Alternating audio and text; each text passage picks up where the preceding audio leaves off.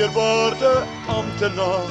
Ek kom vanuit 'n wêreld waar geen wetsdwang of gesagsgeweld vir eeue meer die reg laat geld nie.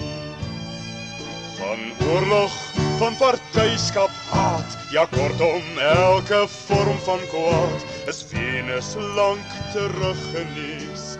Daar heers 'n kommervrye gees van vrede. Ek merk reeds in die kleine kring van vriende dat liefde hier op aarde ook 'n tuiste vind. En soos ons kennis eeuwe ver vooruit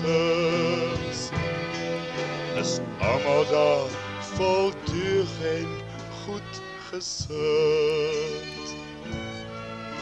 Ek wil my nie probeer verweer teen dit wat die meneer beweer nie, want ek is nie in die jurisdiksie, nie by wyse van 'n fiksie, selfs 'n skande regskonstruksie vir die vriend sou kon verdig nie.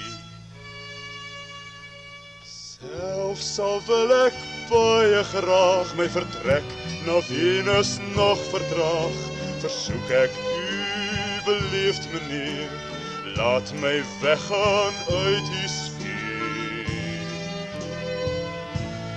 Terug na die aandster,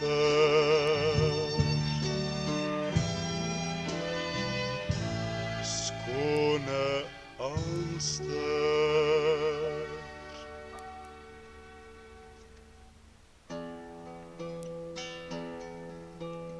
Lulurai, luister, ek meen dit nie sleg nie, maar myns insiens vat jou verstand nie meer reg nie. Jou houding in hierdie verband is vermetel. Dis duidelik dat alle gesag in my setel, om reg oor 'n ieder op Oudtshoorn te spreek, om onreg met straf na verdienste te wreek. Jy is skuldig bevind en dis 3 maande harde pad. Daarna moet jy blitsig na Venus toe terug laat vat. Konstabel skryf Lulurai se naam in die boekie en sluit hom vir 3 maande op in die joekie.